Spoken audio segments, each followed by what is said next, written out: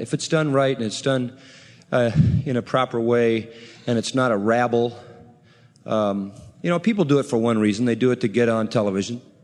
That's basically it, or to get the people in Capitol Hill to see them doing it so that they know there's a large constituency there.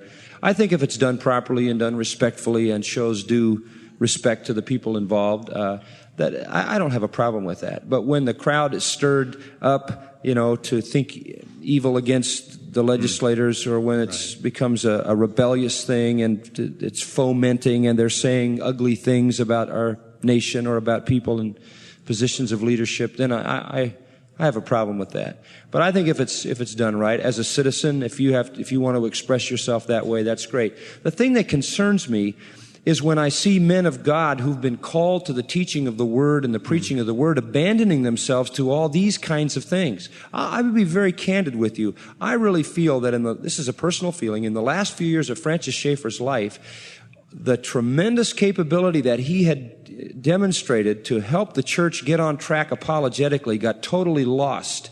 And he was so busy marching here and marching there all over the place that those last years before he went to heaven were not as productive in my mind in terms of theology and apologetics as the prior years had been. And that's only a value judgment on my part. I'm not certainly second guessing what he did in his life, but as I look at his life and realize that it seemed in those last years that he was so concerned about marching and protesting and doing this and doing that it diverted those energies away from the Word and away from that great contribution that at least that I felt he made in the earlier years. So it's a question of priority. I think it's fine to have a part in that. Certainly if there was an anti-abortion protest in the state and everybody wrote letters and so forth and so on, I would want to be a part of that. I wouldn't even resist, marching and showing where I stood on that if it was done right. But I would not divert the energies and the time and the calling of God in my life to do that, because I feel the strength is in, carrying out the ministry of the Word. God is sovereign.